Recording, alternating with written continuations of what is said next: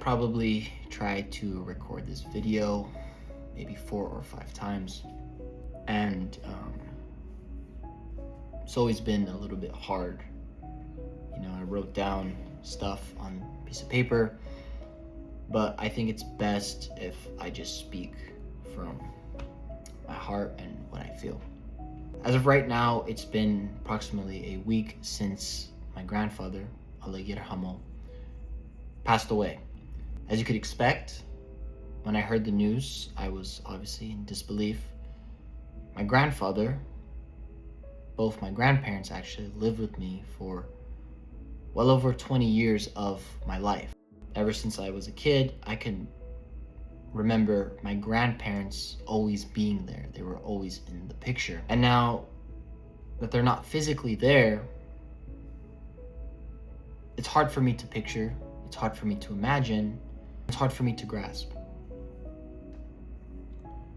But when I reflect back at the life that both my grandparents lived, I harper back on one word, and that word is love.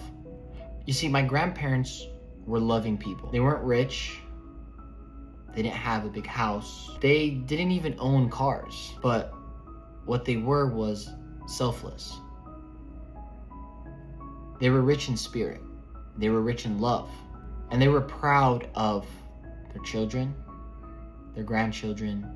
In the 20 years that I lived with my grandparents, or my grandparents lived with us, I can't remember a single day, time, hour, second, minute where I was ever mad at my grandparents, where we fought, we had a disagreement. It was never like that. My grandparents always cared and loved us. And I sit here and speak on behalf of my sister, who also was unable to attend the funeral. When I mean they loved us, I mean they truly, truly loved us. I remember before practice, they'd make me food. Before school, when my mother and my father, God bless their soul, were out working very, very hard to give me and my sister the life that, given us an amazing life that we could live.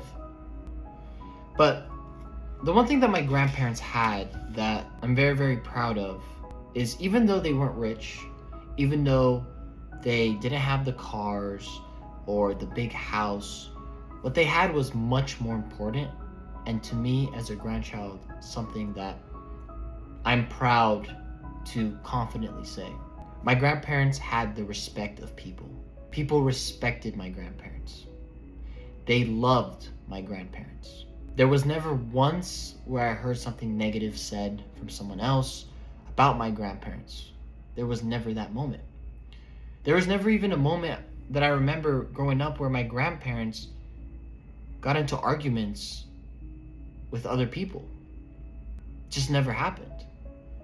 But when I look back on the lives of my grandparents, and we'll talk about my grandfather right now, my grandfather was motivating to me, because seeing a man in his 60s, 70s, 80s get up every day in the morning, same time, go work out, train, walking, doing his exercises, and then eating food, eating healthy, and being healthy at his age was truly something motivating for me. Seeing that each and every day inspired me, and to this day I pray that by the time I get to his age, I'm just as healthy as he was. Especially me and my sister, who are athletes. It inspires us because it lets us know that age is truly just a number. Death is funny because it is a hard thing to accept. We all are going to experience it. We all are going to experience loved ones passing away. It's just part of life. In a weird way, I'm at peace with my grandfather passing away. And the reason is, I know, because of the love that he had for my grandmother, that they're reunited. That eases everything. That makes everything peaceful and joyful. As many of you know, or know me personally, you know that I am a very spiritual person. I believe in God, the universe, just a higher power in general. But what I also believe in is that God doesn't make mistakes. And I believe that things happen for a reason. I believe that God called my grandfather, that it was truly my grandfather's time. And as sad as that is to accept, back of my soul, in my heart, that he's at peace, that he's with my grandmother. Can't physically prove it, but it's a feeling that I have. I trust my instincts, and I trust that little voice inside. I am proud of the man and the people that my grandparents were. As a grandchild, I'm motivated more than ever to honor the family name, to make him and my family proud, because I know that is what he would want from me. Now, I remember when we used to sit and he used to tell me stories about when he used to play, and he used to give me tips to focus, to stay the course, to continue to work hard, because these are all values that he instilled into me. Hard work, believing in yourself, having faith. These are all things that he would always talk about, always repeat. And it wasn't until I was much older now to realize what he was telling me. As their grandchild, I'm left with the memories of them, pictures, the videos. But once again, I'm very proud to be related, to be the grandchild of my grandfather and my grandmother. They were truly, truly loving people with zero hate in their heart.